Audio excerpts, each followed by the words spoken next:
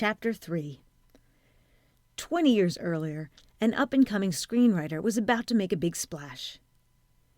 In 1996, the president and CEO of Sandalwood Television, Gail Berman, had the rights to an early 90s movie that was a moderate hit, albeit a critical failure. She approached the screenwriter and asked him to create a series based on that film for the 10-year-old Fox network. The screenwriter had modest success as a staff writer for shows like Roseanne and Parenthood. He had also earned an Oscar nomination as a writer for Disney Pixar's Toy Story. However, Gail Berman was about to help catapult this boy from New York City into the upper echelons of Hollywood and beyond. The screenwriter who was about to make his mark on the world was Joseph H. Whedon, or as everyone would know him, Joss Whedon. In the spring of 1997, Fox Network debuted Buffy the Vampire Slayer with Joss Whedon, a young third-generation writer, as its showrunner and executive producer. The show would mark a milestone in television as Joss subverted the cliché of the helpless blonde in a horror movie into the smart blonde who fought back. The show was an overwhelming success, as Joss would continue to make a name for himself in the world of television with shows like Angel, Dollhouse, and the cult favorite Firefly. Whedon's talent for quirky humor, ensemble casts, and well-written dialogue would catch the eye of Disney and Marvel Studios. In 2010, Whedon had established himself as one of the best writers in television and film.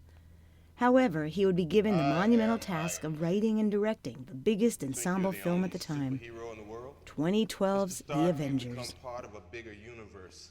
You just don't know it yet. Who the hell are you? Nick Fury, director of S.H.I.E.L.D. Oh. I'm here to talk to you about the Avenger Initiative.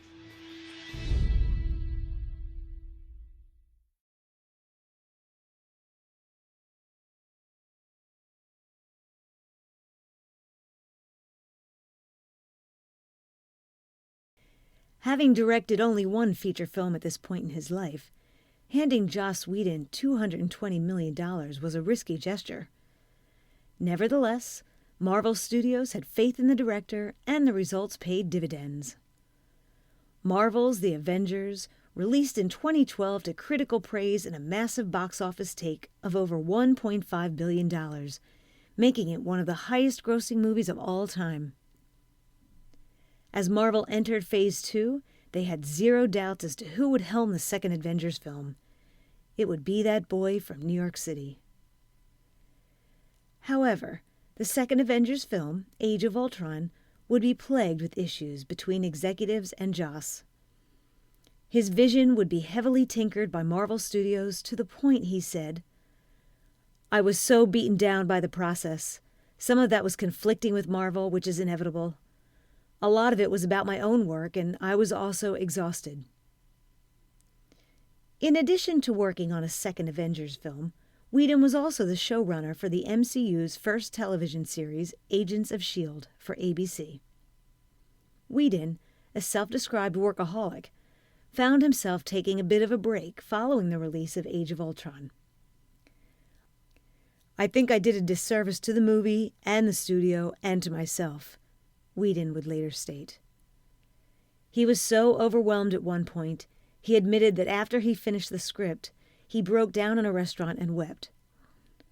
While he remained as a producer for the ABC show, he swore to actor Mark Ruffalo that he would never make another Avengers film again. 20 years later, to the month after Buffy the Vampire Slayer aired its first episode, an incident would occur that would bring him into the DCEU. As early as spring 2016, there was a feeling that perhaps Zack would not be the right fit for the DC Extended Universe. Rumblings of calls to fire Zack and replace him would be revealed following the release of Justice League. However, since Zack was already well into production, Warner's CEO, Kevin Tsujihara, continued his faith in Zack and his vision. Originally, Zack's two-part Justice League would see the team fail at stopping Darkseid and his invasion of Earth. Darkseid would ultimately kill Lois Lane, sending Superman down a deadly path resulting in the nightmare future seen in Batman v Superman. With Geoff Johns and John Berg in London to help refocus the story, Warner Brothers Zack was wanting to now going to lighten the film a different tone for movie that would be Justice lighter in League tone. before production even started. Not surprised. I'll go into a little bit of detail. It was just like, obviously there was a lot of backlash from BBS. We saw that. I loved it. It's a masterpiece, right? But there was a lot of backlash because of the darker tone and things of that nature. So I wasn't surprised to see that, and obviously there were set visits that happened where, they brought different people from media in to check the set out and check out a couple of clips and scenes, and they talked about them whenever they were given permission to release that information. And obviously they said it. There were some jokes that just seemed, the tone of the movie just seemed lighter. And I'm not surprised at all because, like I said, the backlash, this is what they do. And if you want to use the term Marvelize Justice League, I think they were trying to move in that direction, which is natural when you're talking about a studio who's, the final thought is we got to be making money on this thing. The consensus was that the DCEU needed to be similar to the very successful Marvel Cinematic Universe, with a humorous and family-friendly approach. Speaking to Uproxx on set in the summer of 2016, Zack said, "For me, it is a really personal movie. When Batman v Superman came out, it was like, wow, oof. It did catch me off guard. I really wanted the tone of the three movies to be different chapters and not the same note you strike again. Because of what fans have said and how the movie was received by some, we have really put the screws to what we thought the tone would be, and I feel pressed." On working with Geoff Johns, Zack added, "Geoff and I have had a great working relationship. His knowledge of comics is crazy." For the rest of 2016, Zack and Geoff worked on what would be the final version of the film. Filming wrapped in December 2016 and was set for a November 2017 release. Heading into 2017, Snyder reported that there were multiple cuts of the film with just VFX and CGI that needed to be tuned up. Batman v Superman: Dawn of Justice composer Junkie XL had finished scoring Justice League, and, according to Zack, it was up to the studio to release the film now. However, reports in early 2017 would tell a different story. The Telegraph would cite an unnamed VFX artist and report that the film needed another $30 to $40 million to complete. Additionally, Forbes reported that about 10% of the film was yet to be made. Snyder's assembly cut was estimated to be around 5 hours, and his final cut was at 214 minutes, well over 3 hours. It would be later leaked in the summer of 2017 that this final cut was unwatchable, as reported by Collider. Now, the context of what unwatchable meant was never clarified. Many speculated it referenced the story, while others speculated it connected it to earlier reports that the film was not 100% finished. Explanation on the quote was never given. Suffice it to say, the online community used the unwatchable headline to suggest that Zack had made a bad film. Despite the success of the Ultimate Edition of Batman v Superman: Dawn of Justice, some audiences and fans were doubtful in Zack's vision, and social media amplified their concerns. Reshoots were ordered to now cut and alter the film to a 2-hour time limit and fit the studio's new parameters. Zack, frustrated with meeting demands, continued to film well into March as pressure mounted to finish the film for its November release date. However, that pressure would be negligible compared to what was about to happen next. Zack was still a director of it. So, in Zack we trust, right? So, I knew it wasn't going to steer too far from what we saw in Man of Steel or Batman v Superman: Dawn of Justice, especially the Ultimate Edition, because it's fire. But yeah, so I wasn't too surprised. I wasn't afraid because Zack was still attached. I knew whatever happened, and obviously we saw that first initial trailer, that had a couple of funny things in it. And it was I think as fans we were cool with it just because Zack was still attached. I think the bottom fell out when we got in 2017. In his personal life, Zack is a loving husband and father to 8 children, 4 of whom are adopted. In the mid-90s, Zack met Deborah Johnson while she worked for a New York ad agency. She had hired the 30-year-old to direct a Reebok commercial and to give it a more cinematic feel. Deborah would go on to work as a producer, making a documentary called Talk to Me, Americans in Conversation. The two would cross paths again in 2002 when Johnson hired Snyder to film a commercial in New Zealand for a deodorant company. When filming wrapped on the commercial, the two started dating and began a long-distance relationship. Since Zack was living in Pasadena and Johnson in New York, the pair would remain in constant contact over the phone. When Zack began shooting his first feature film in Toronto, Dawn of the Dead, Deborah would fly to see him every weekend. She was a bubbly, beautiful girl who was sharp and on it, said Zack to the New York Times about his new love. In 2004, they founded the production company, Cruel and Unusual Films.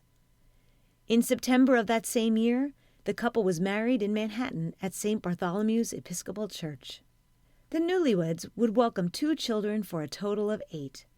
Autumn, Zack's daughter from a previous marriage, was adopted from China and had seen her father go from a commercial and music video director to a box office success. A writer herself, Autumn wanted to help others who she felt were not as fortunate as herself. In 2014, she began the Write-a-thon to end homelessness for mothers and their children.